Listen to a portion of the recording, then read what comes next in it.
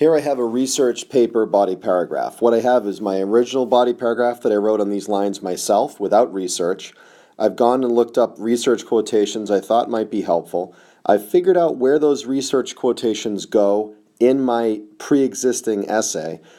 And then this is sort of the big challenge, I think, is to insert other people's opinions into some writing that I've done and develop my own opinion. So let's see what we have.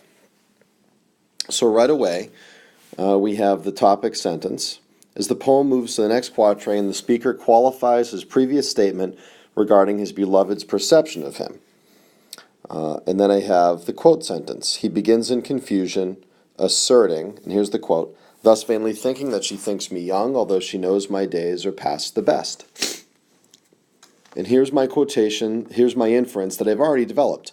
According to the speaker, his lover thinks he is young, but then euphemistically confesses that his days are past the best. If that's not a word you'd normally use, you might say the same thing differently.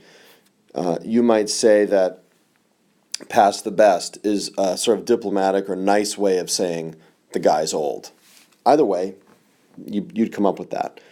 The speaker reveals he's perceived to be young in terms of emotional maturity, not of literal age, yet the beloved vainly thinks he's naive. Here the double meaning of words rears its head again, and the reader is left to wonder whether the beloved's belief in the speaker's naivete is unfounded or based on her own self-absorption. The speaker then returns to the theme of his opening lines. If this sounds familiar to you, it's because I already wrote it and thought it. So he continues, simply I credit her false-speaking tongue. On both sides thus is simple truth suppressed. He returns to the idea that his lover is a liar and that truth is stopped on both sides of her tongue or both sides of the relationship. The speaker simply acknowledges her lies. So here's that word, simply. And again, my big takeaway here is that the narrator, the speaker of the poem, is really playing with language.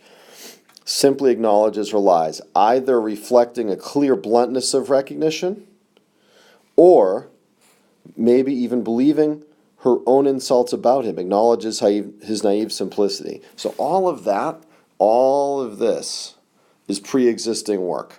Now, I found this really good quote, and let's look at it. Edward Snow writes, in Loves of Comfort and Despair, a reading of Shakespeare's 138. So what's nice about that is it's clear to the reader who's writing, what the name of the piece is, and here we go. This is the moment where Edward Snow is commenting on the play of language. Remember, I found that. The language expresses an ambivalence while giving the feeling of having resolved it. Simply can mean naively or foolishly, but straightforwardly, candidly, absolutely, without reserve.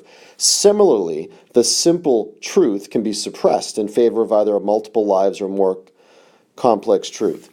So this part of the secondary quote is supporting things I've already said. And again, we write research papers sometimes to corroborate or strengthen our own opinions. If an expert agrees with us, that makes our opinion stronger. That's what's happening here. But what about this next part? Contradictory perspectives are acknowledged, yet tonally it is the positive meanings that achieve priority. The feel of the line conveys not cynicism or inner division, but an ethically invested clarity. Remember, I wrestled with that in the last slide. I don't know if I agree with that. Let's see. So this is Snow commenting on the things I've commented on. That's why I inserted that here. And this is what I think. So now my job isn't simply to comment on the poem. It's to comment on a scholar's opinion of the poem. So I write, Snow makes an essential distinction here by highlighting what the lines literally communicate, ambivalence, and what the reader feels when they're communicated, resolution. So sometimes the very first thing you do when you're looking at a hard piece of scholarship is say what's literally happening. And that's what I just did. Show your reader that you understood the scholarship. The words rooted in this romantic relationship carry diverse and multiple meanings, and the speaker teeters on a verbal high wire. This is kind of my metaphor for this. You can come up with your own or something else. When the reader looks down from this high wire, he sees the end of his relationship, but the end of this relationship based on trickery and lying. When he looks straight ahead on the high wire, he experiences The joy of an enduring, challenging relationship, ethically invested clarity, as Snow puts it.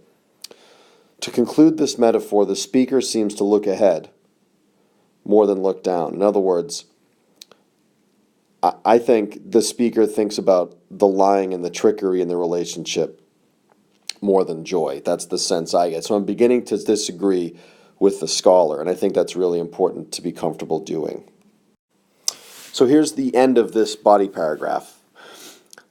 Sometimes in a research paper, you're going to have moments where scholars actually disagree with you openly or disagree with each other openly. That's actually a really good thing to be able to frame and navigate within writing. It shows a sort of intellectual sophistication on your part.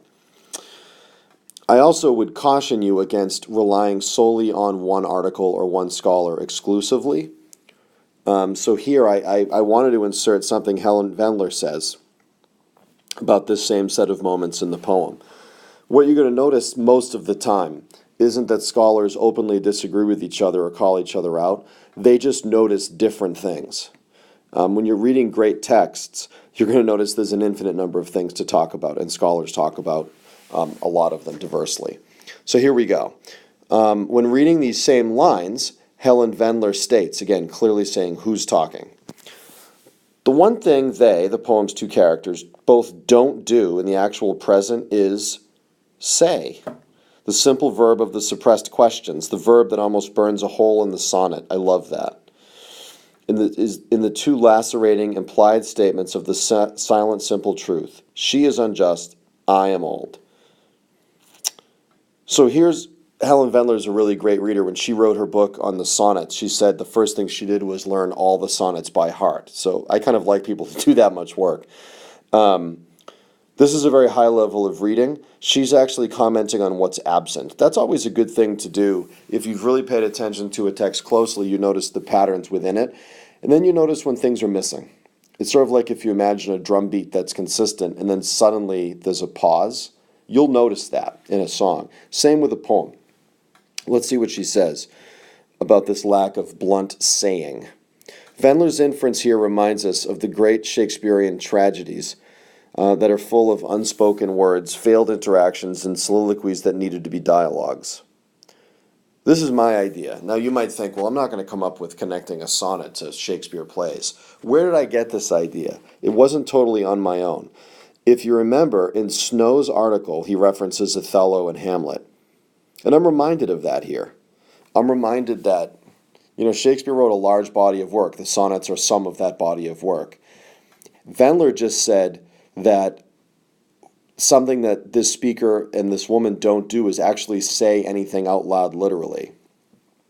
And that, connected to what I read in Snow's article, reminded me that that's a big part of the problem in Macbeth and Hamlet and Othello and Lear and all those great plays, is that people give these eloquent soliloquies that this should actually be saying out loud to other people. So that's where I got that connection.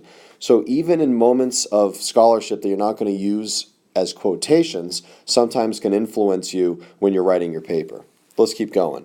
Wendler's implicit conclusion is that the tragedy of this relationship is the absence of direct communication.